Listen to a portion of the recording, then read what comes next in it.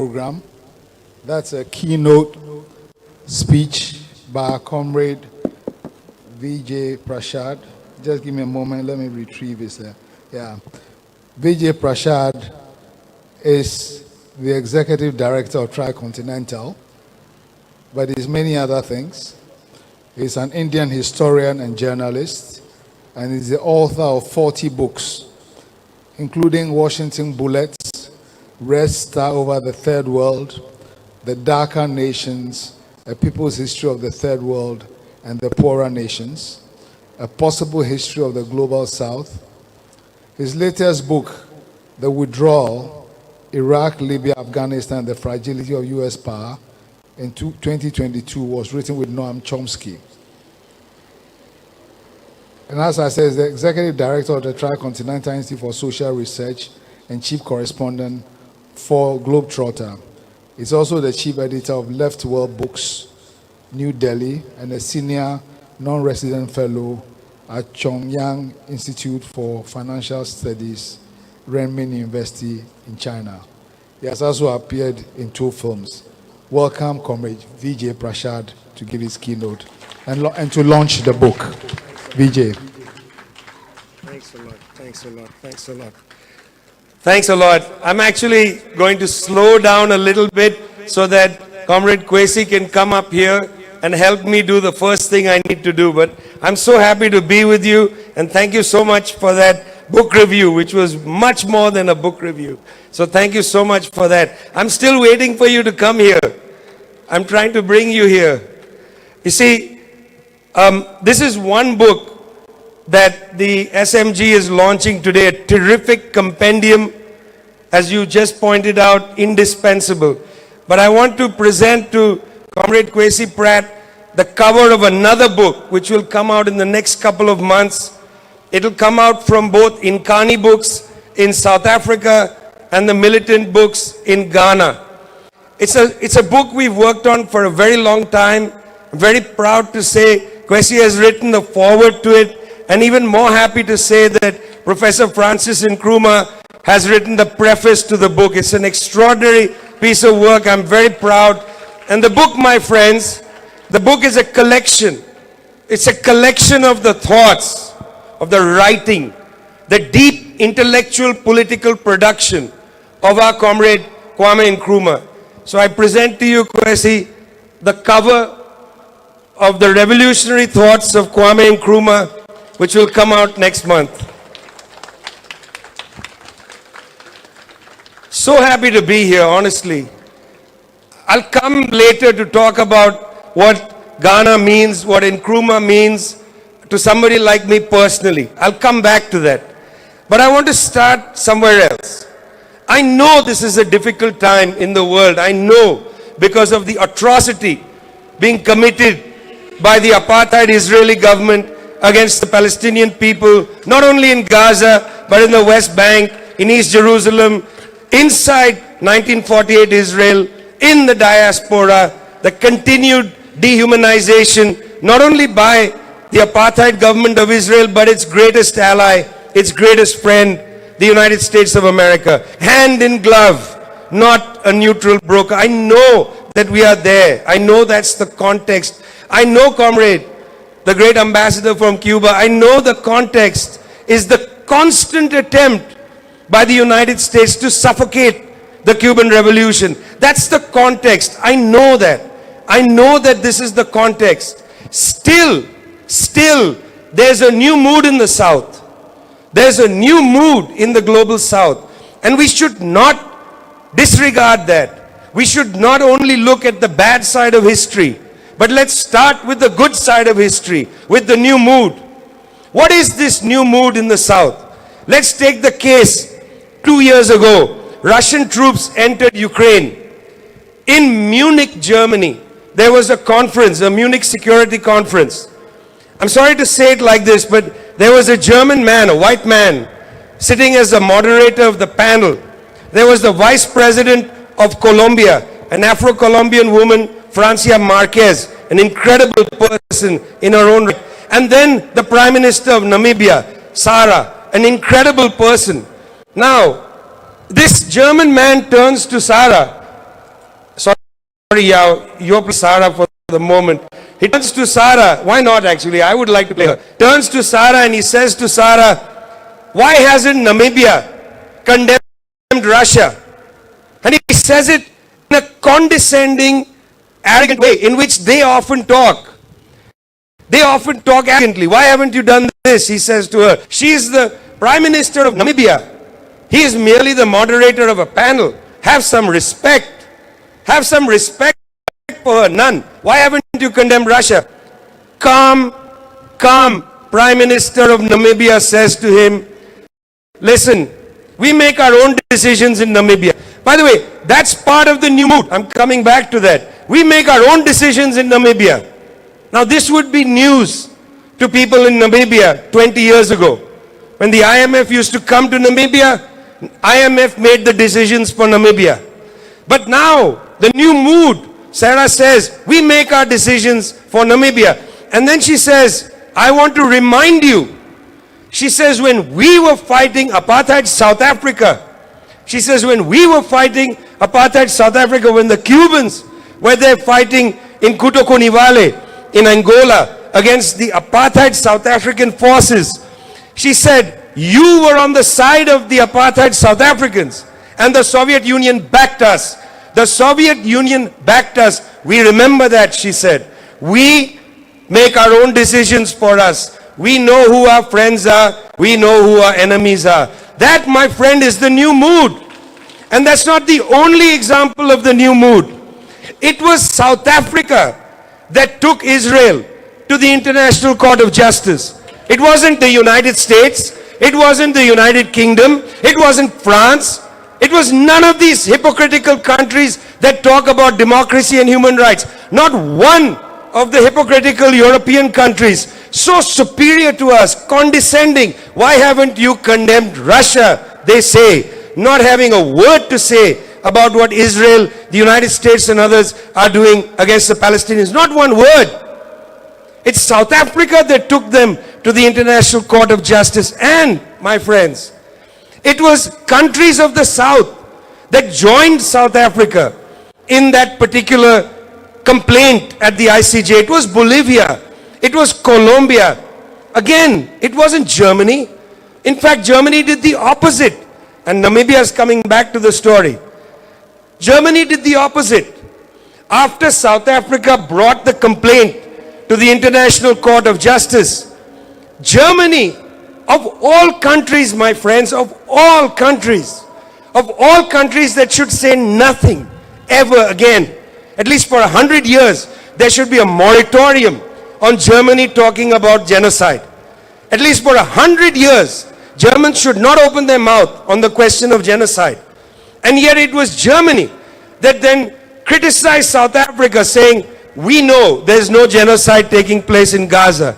Well, you would know because you're experts at genocide. You would know. But they said there's no genocide. The president of Namibia comes back into the story. The president of Namibia releases a statement.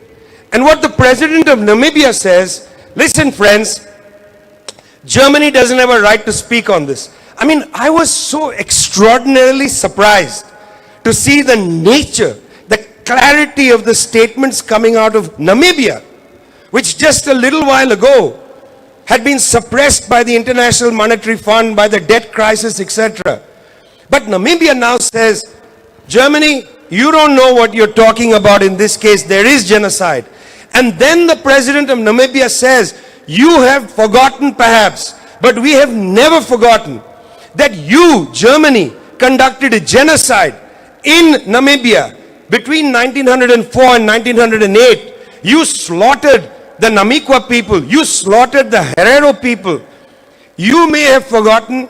You have never apologized. We will never forget. You don't have a right to tell us what we say about genocide or not. This is the new mood in the South.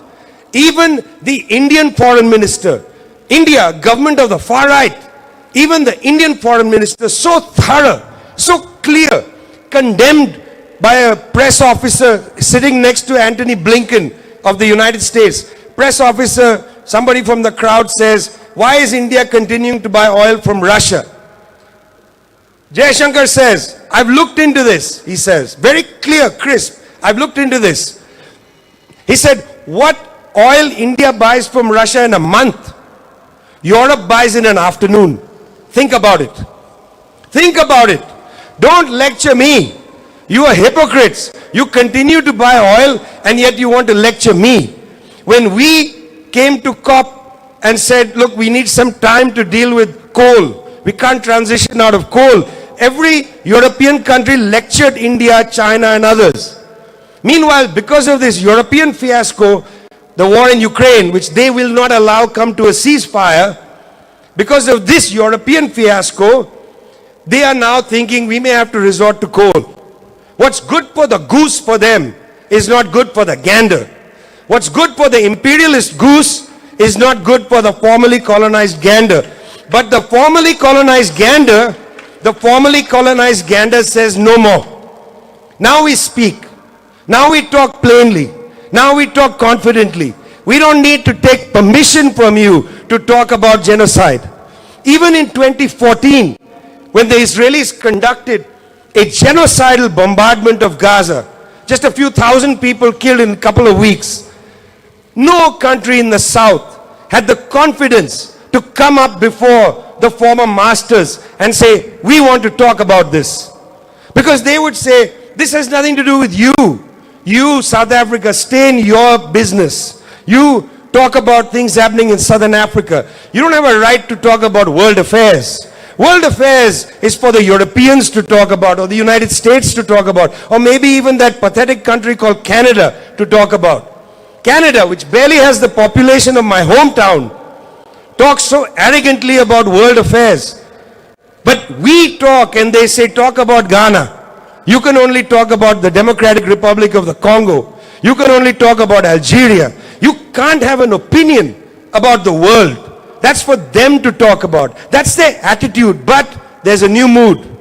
We're not listening to them anymore. We don't need permission to speak anymore. We don't need to apologize to speak. We have our own thoughts. We have our own mind. We have our own assessment of how the world is going. And one of the reasons this new mood has come is that things are changing rapidly. The war in Ukraine, the pulverizing, plausible genocide, as the ICJ calls it, against the Palestinians, this has accelerated changes that have been happening for a while already. You know, the way we understand it, the United States has controlled the world through 5 different vectors, and it's lost control of 3 of them. So I want to go over these 5 just to give you a sense of how the United States and its NATO allies have been weakened. But I also want in this assessment to show you that they've not been defeated. And that's posing a problem and a challenge for the rest of us. They've been weakened, but they haven't gone anywhere. They've become fragile. That's a dangerous situation. Fragility for countries with a lot of weapons is really dangerous. So I'll come back to that in a second. They are fragile, but they haven't been defeated. There are 5 ways in which they've tried to control the world. 3 of them, as I said, they've lost control over. The first one was control over raw materials. You know, they used to dominate raw materials. And if you want a good assessment of this, you don't have to go further than 2 great Pan-African socialist books. The first, from 1965, Kwame Nkrumah's epochal, remarkable book, Neo-Colonialism, the Latest Stage of Imperialism. It is a remarkable book.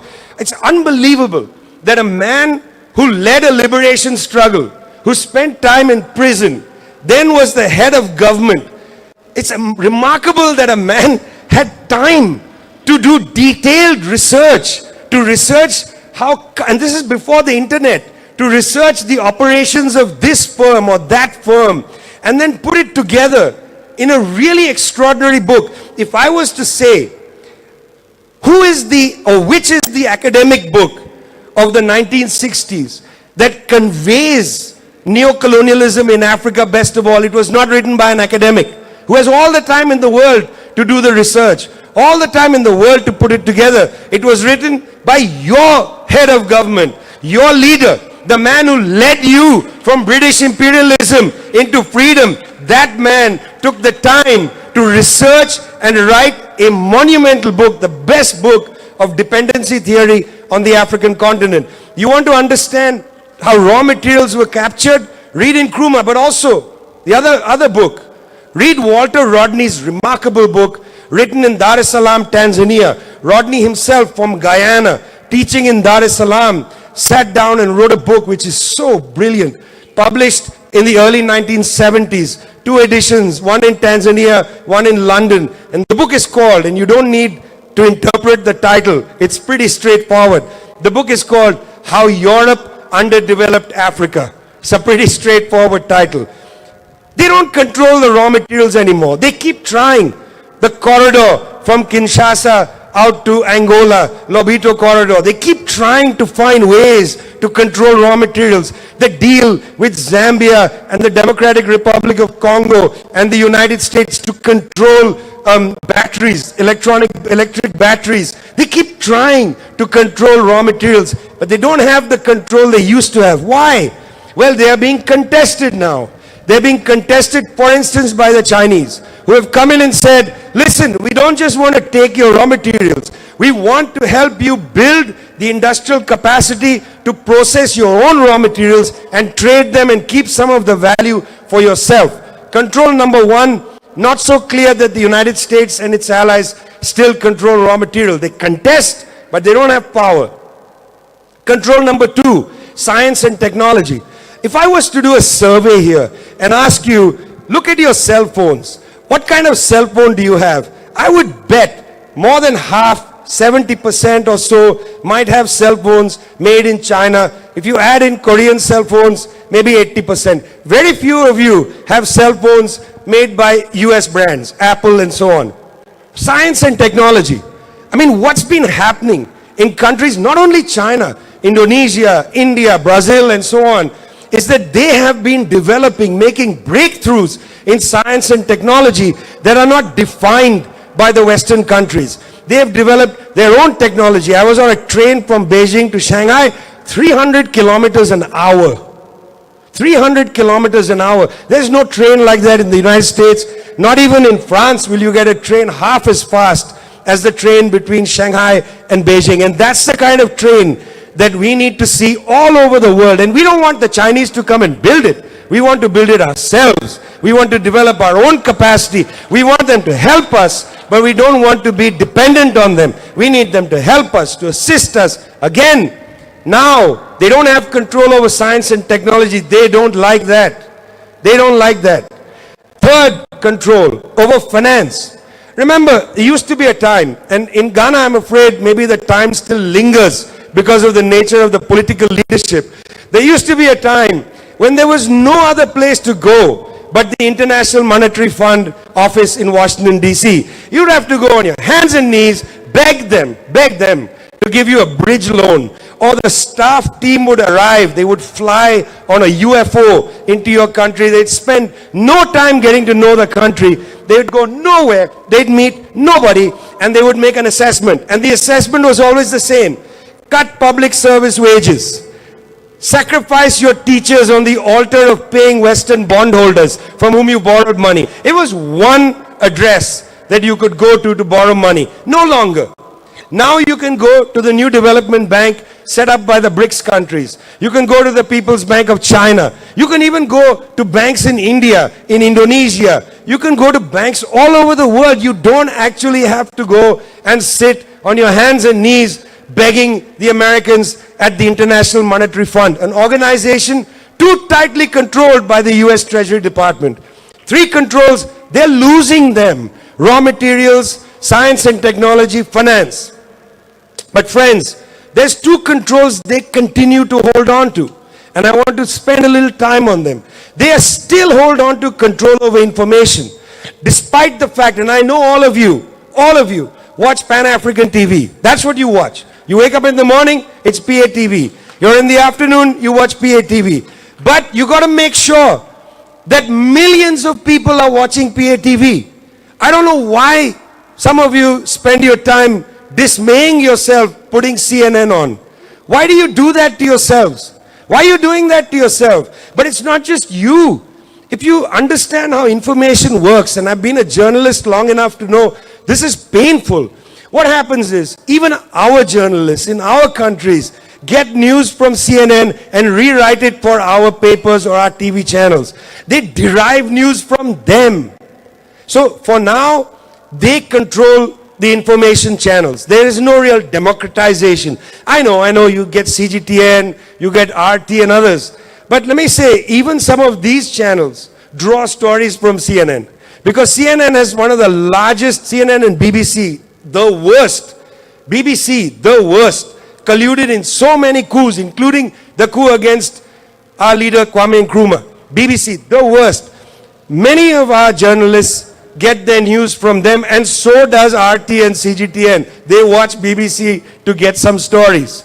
So we are held back on information grounds, which is why they keep trying to malign our histories. They keep trying to tell you, Kwame Nkrumah was this, he was that, and so on. Not allowing us to tell our own stories. The information battle is a crucial battle. And how quickly they can color the situation. They can say, oh look, there's protest movements starting in Cuba, for instance. What protest movement? Some people were upset about the situation in Cuba. The Cuban president drives by himself, walks amongst the crowd of protesters to talk to them.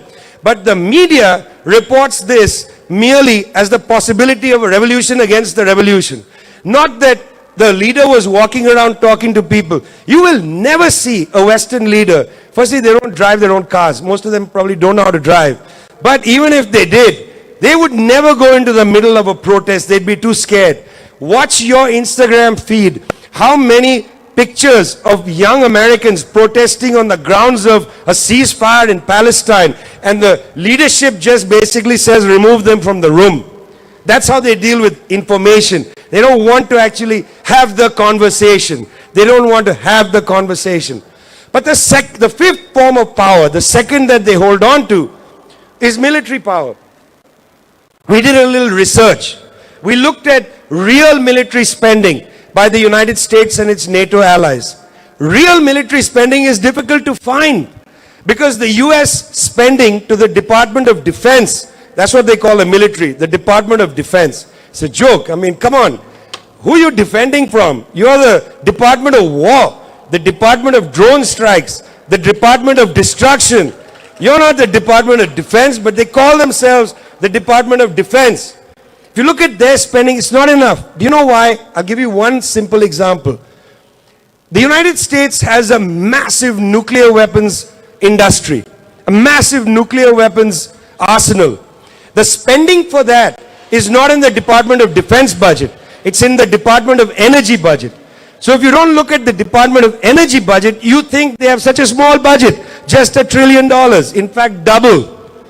What we found is that 75% of the share of global military spending is spent by the United States and its allies, mainly NATO countries. These are the most dangerous countries in the world. They're dangerous because on the one side, they talk about democracy and so on, and on the other side, they bomb you. They don't know how to talk to anybody. Look, the people of Yemen said that we are going to exercise our right to stop ships going to Israel with arms or no arms through the Red Sea. We are going to demonstrate our rights. You know, Antony Blinken, US Secretary of State, the foreign minister, he travels everywhere, but he was too lazy to go to Sana'a, Yemen. Why didn't he take a flight to Yemen? Why not try to talk to the Yemenis? Why not have a discussion with the Yemenis? Say, you know, maybe you shouldn't be firing at ships going through the Red Sea. No.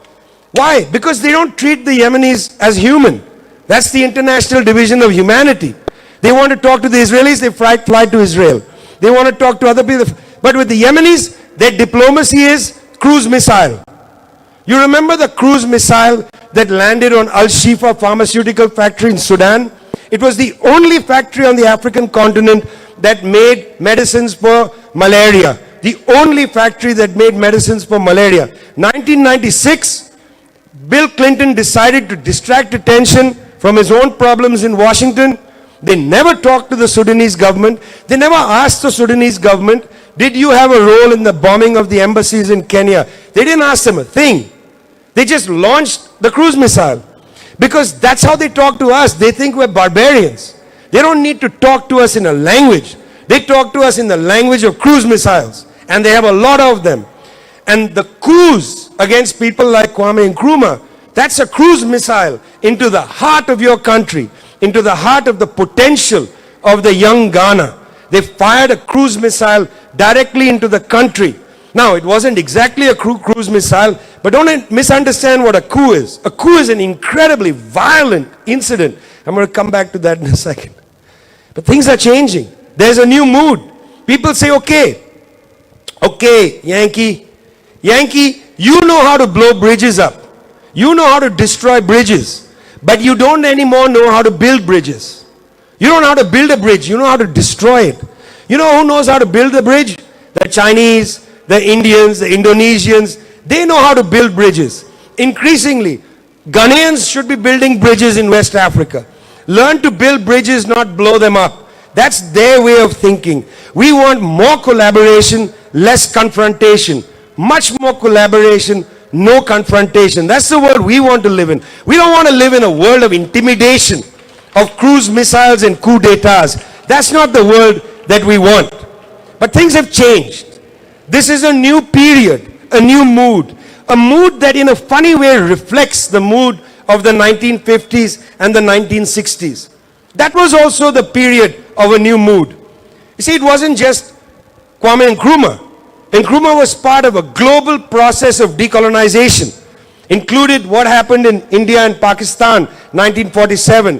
What happened in Indonesia in 1948. What happened later in Cuba in 1959. It's a massive wave of decolonization. In the middle of all that was Algeria. What a great historic struggle to fight against the French imperialists who had been there since the 1820s. An extraordinary battle to kick out the French from Algeria. That was a period of immense optimism, of immense hope. A hope to create national sovereignty. In the Great Deception, you'll find at several instances, US government puts the word liberation in quotation marks. Liberation. Because this for them is not liberation. This was liberation for us. For them it meant the end of their control and power. And so they didn't think of it as liberation. So even in their own messages to each other, they had to put liberation in quotation marks. But for us, we don't use quotation marks against liberation. Liberation is the heart and soul of the national liberation struggles of the 1950s and 1960s. And they tried to undermine them. And in fact, my friends, I'm sorry to say that they did undermine them. It starts in the 1950s, and I'm just going to go through a bunch of numbers. So bear with me. Because the coup in Ghana in 1966 is not an individual event. There were a series of coups against the third world. And I want to put the coup in Ghana in that context. Because I want to insist again that Kwame Nkrumah was not just the leader of Ghana. Kwame Nkrumah was not just the leader of Africa. Kwame Nkrumah was a leader of the third world. Kwame Nkrumah was a leader of the third world. Kwame Nkrumah was one of the 5 heads of government that had helped set up the non-aligned movement, with Tito of Yugoslavia and Nasser of Egypt, of Sukarno of Indonesia, of Nehru of India. 5 leaders set up the non-aligned movement. It's often forgotten that Kwame Nkrumah was an architect of that important institution of the Third World Project. Nkrumah was a leader of the Third World. Nkrumah was a part of the Third World. He may have written mainly about Pan-Africanism or African unity, but African unity, Pan-Africanism, that is a subspecies or a part of a broader Third World Project of that era. And he was very much a part of it. He took African countries deeper into the Third World Project. That was his vision. So the coup against Nkrumah was a coup against the Third World in the same way, and here's the list. 1953, the coup against Mohammad Mossadegh of Iran. What was he trying to do? Keep the resources of the Iranians, principally for the Iranian people. Then, 1954, the coup against Jacob Arbenz of Guatemala. What was Arbenz trying to do? To keep the land of the Guatemalan people for the Guatemalan people and not for United Fruit Company, a US-based multinational. And then, most horribly, in a way, horribly because he had become a friend of Kwame Nkrumah when he came to Accra in 1958. 1961, the brutal murder of Patrice Lumumba of the young Democratic Republic of the Congo, a young Congo, newly independent, this young, brilliant leader assassinated by them, and then the process derailed in the Congo, 1961. 1964, go back across the Atlantic, the coup against Goulart in Brazil. There were 3 coups in 3 years. Brazil, Indonesia and Ghana, that impacted the 3 continents of the South. The coup in Brazil was not just about Brazil, because from that coup came Operation Condor to coup a whole bunch of leaders who were fighting to establish not just some communist regime, although I wish they were all communists. They were fighting to establish national liberation, the sovereignty of their countries, the right of their people to enjoy the fruits of the resources. That was the limit of many of their countries. But after the coup in Brazil, Operation Condor set up to overthrow all these countries' governments in Latin America.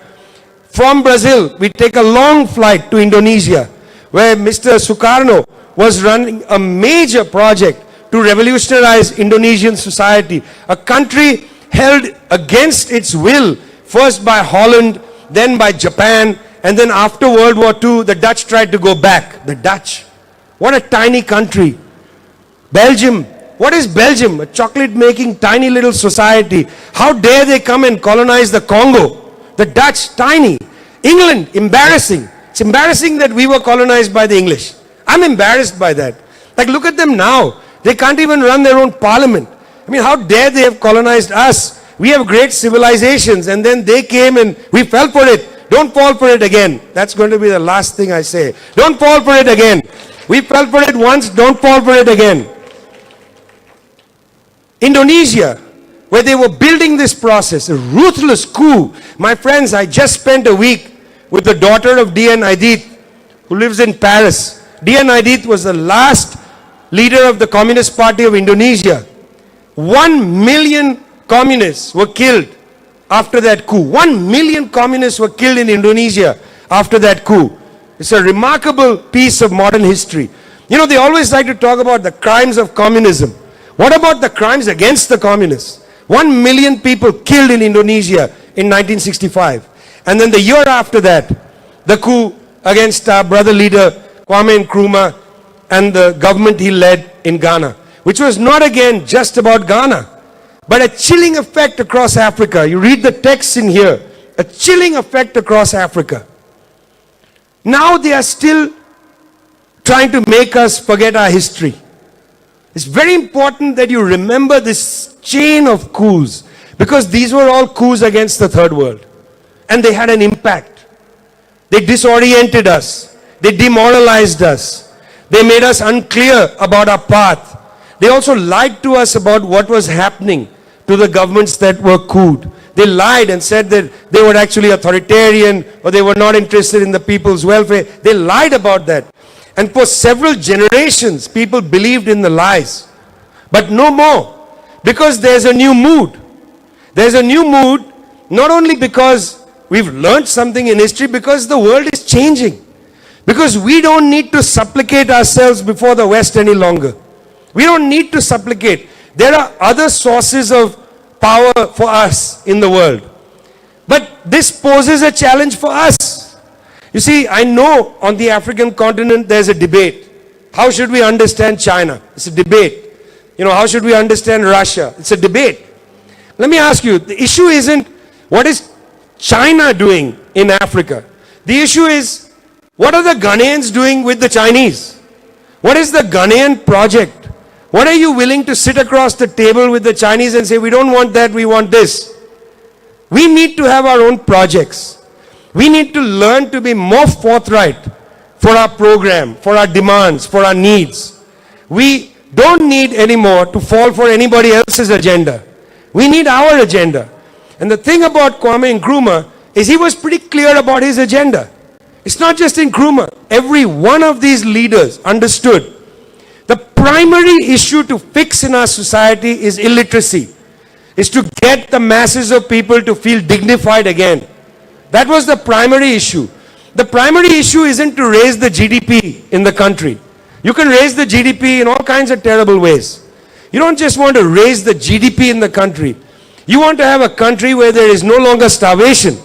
You know, the African continent is one of the most arable continents on the planet. It has much more arable land than it needs to feed every person on the continent, and yet countries on this continent import food. Why? Why? We should think about these things. We need to have the conversation. How do we want to live? We have to be careful of them, because now they may not come back with the straightforward coup. Now they come back based on those two forms of power that remain, information and war. They come back with other mechanisms. One of them, for instance, that they've worked out that rather than come back on the front of a tank, they come back through a bank. They come back with a bank rather than a tank, because they still have financial power. They still control financial markets. South Africa says, we are taking Israel to the International Court of Justice. What does the US Congress do? They frame a bill to sanction South Africa financially. They frame a bill. Why? Because they want to intervene in this election in South Africa and make sure that their former apartheid buddies, now reconstituted as a democratic alliance, will make gains in the election. So they have a sanctions bill in Parliament, in the Congress in the United States. Tanks, maybe not. Banks, certainly. But also propaganda. I mean, this incredible wave of propaganda about the Chinese recolonizing Africa. See, I find that really interesting, because the Chinese have never colonized Africa before. So why are you using a word like recolonize? If anybody is recolonizing, it's you. It was Belgium. It was France. It was the United States. It was so-called Great Britain. They colonized Africa. It was the Portuguese. I never heard of a Chinese colony in Africa. I never heard that before. Recolonizing, just a generation ago, the United States promoted foreign direct investment. They said, you need foreign direct investment. But that was actually a half-truth. What they meant is, you need foreign direct investment from us. You can't take foreign direct investment from the Chinese. Because after all, what are the Chinese doing? That's foreign direct investment. It's what the World Bank and the IMF used to promote. But again, what's good for the imperialist goose is not good for the formerly colonized gander. When they want to do something, it's okay. If somebody else tries to do it, it's not okay any longer. But the times have changed. There is a new mood. We are not going to listen to them in the way we used to. We have to be much more proud of our own struggles to build our own countries, to establish our own presence on the world. People in Ghana have a glorious history of anti-colonial struggle. It was Ghana that led the fight in very many parts of Africa to build a project against colonialism. It was in Ghana, in Accra in 1958, that African leaders and then later national liberation movements came to strategize how to bring liberation to the rest of the continent. For a decade after that, before the coup, leaders and movements came from all over the world to think about how to expand the range of national liberation. You have a glorious heritage. Even after the coup, you have such an important history of fighting against the military dictatorship. There are people in this room who sacrificed so much of their lives to bring democracy back to Ghana. But my friends, democracy isn't a thing. Democracy is a process. You don't actually have democracy just because you have elections. Democracy is not the same as elections. Democracy is an attitude. The public has to feel democratized. You can't be democratized on an empty stomach. You can't be democratized without schools. You can't be democratized if you can't access a hospital. You can't be democratized if you don't have a house. You got to have all these things as part of the process of democracy. This is Ghana. This is a country which has come a long way. This is a country which has a long way to go yet.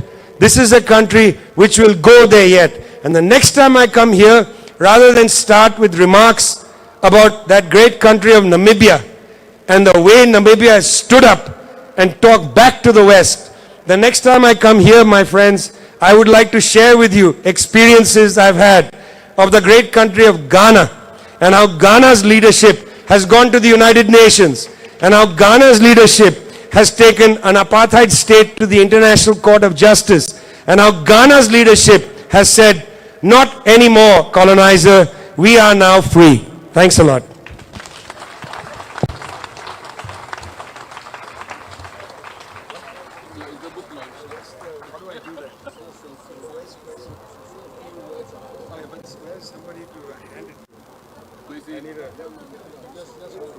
Oh, really? But I want somebody to hand it to. I'll hand it to. Okay. All right. Well, now we're going to do the formal part of this, I suppose. You keep running away. Huh? Do it with him. Okay. Well, do it to both of you. Both stand there. How did I become the... Yeah. No. Everybody, you know what is going to happen? Is everybody has to stand up and hold a copy of it. And that's how I'm going to hand it. I'll hand it to you. Yeah. Okay. Yeah. Please stand up. Well, I'm very happy to say this is the 4th edition of a tremendous book, The Great Deception, the role of the CIA in the overthrow of Kwame Nkrumah. Very happy to play a role in handing a copy, or at least lifting up a copy with the rest of you. Viva Nkrumah! Viva Nkrumah! Viva Nkrumah! So we're launched. Okay.